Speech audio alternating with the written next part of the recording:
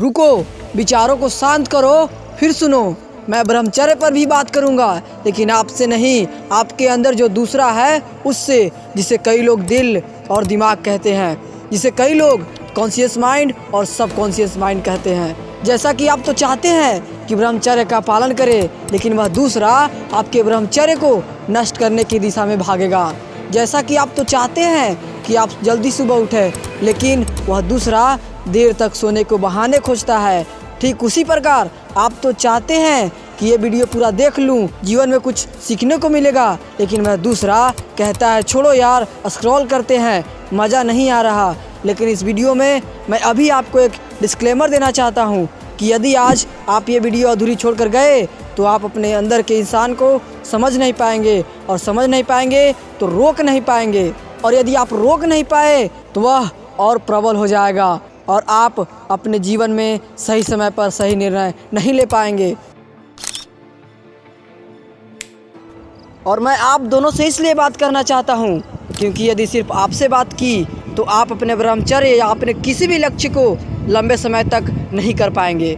इसके लिए एक उदाहरण को समझते हैं। जैसे खेती को करने के लिए एक पत्थर तैयार किया जाता है, उसमें दो बैलों को जोता जाता है। इसमें एक बैल थोड़ा सा प्रबल होता है तो एक बैल थोड़ा कमज़ोर होता है। इन दोनों को पत्थर में जोड़कर चलाया जाता है। अब यदि ये दोनों बैल अलग अलग दिशा में भागते हैं या अलग अलग दिशा में बल लगाते हैं तो क्या सही से खेती हो पाएगी? मान लेते हैं इनमें से एक का नाम दिल है और दूसरा का नाम दिमाग, एक का नाम है कॉन्शियस माइंड और दूसरे का नाम सब कॉन्शियस माइंड। अब ये दोनों बैल अलग अलग दिशा में भागते हैं या अलग अलग दिशा में बल लगाते हैं तो क्या आप सही तरह से अपनी कार्य को कर पाएंगे?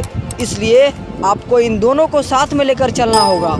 अब यह दूसरा कौन है, इससे मैं अच्छे से तो नहीं जानता, लेकिन सभी लोग इसे मन कहते हैं, तो हम भी इसे मन कहकर बुलाएंगे ताकि आगे आपको सब कुछ समझने में आसानी रहे।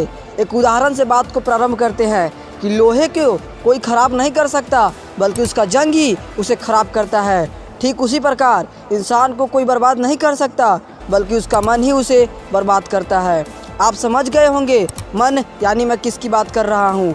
मन या वह दूसरा आपको कैसे बर्बाद कर सकता है, इसके लिए अगले उदाहरण को समझते हैं। जैसे किसी घड़े में ठूस ठूस कर कचरा भर दिया जाए। अब यदि उसमें कोई शुद्ध चीज़ डालने का प्रयास करो तो क्या उसमें जा सकती है? अब आप यदि उस घड़े को देखते हो तो उसमें आपको क्या नज़र आएगा? ऑफिशियली कचरा ही नज़र आएगा। ठीक उसी प्रकार यदि आप अपने मन में ठूस ठूस कर बुरे विचार, जिसे काम क्रोध मोह, ये सब अपने आप मन में भरे हुए हो, तो क्या आप अपने मन में ब्रह्मचर्य, सात्विक जीवन या अपने लक्ष्य के विचारों को जगह दे पाएंगे?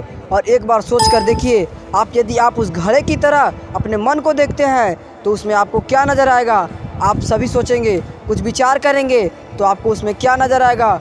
बहुत कॉमन सेंस वाली बात है कि बुरे विचार और गंदे विचार ही आपके मन में आएंगे और आप अपने लक्ष्य को सही तरह से प्राप्त नहीं कर पाएंगे। इसलिए तो कहते हैं मन के हारे हार है और मन के जीते जीत। इंसान जितना अपने मन को मना सके उतना ही खुश रह सकता है। एक बार सोच कर देखिए कि सभी बुरे कार्य मन के कारण उत्पन्न होते हैं। अगर हम मन को परिवर्तित कर ले तो क्या अनैतिक कार्य भी हो सकते हैं? तो इसका जवाब है हाँ।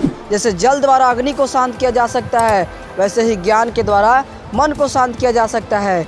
अब इस बात के लिए उसी घड़े वाली बात को याद करो कि जो घड़े में होगा वही आपको दिखाई देगा। अब जब भी आप मोबाइल का उपयोग करें या अपने दोस्तों के साथ घूम रहे हो या फिर आप कहीं भी हो, तो गंदे विचार ना तो दिखाई देना चाहिए और ना ही सुनाई देने चाहिए, क्योंकि बुरे विचारों से ही अंदर जो दूसरा है वह और प्रबल होता है।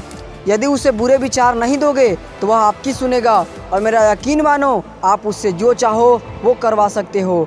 उम्मीद है आप इसके बाद अपने दिमाग से बुरे विचार को निकालने का प्रयास करोगे, और आप उन विचारों को शुद्ध करना चाहते हैं। इस चैनल को ज़रूर से ज़रूर सब्सक्राइब करें, क्योंकि हम यहाँ पर मोटिवेशनल और इंस्पायरिंग स्टोरी के साथ साथ जीवन में क्या सही और क्या गलत है इस पर भी वीडियो लाते रहते हैं। तब तक के लिए जय हिंद, जय भारत।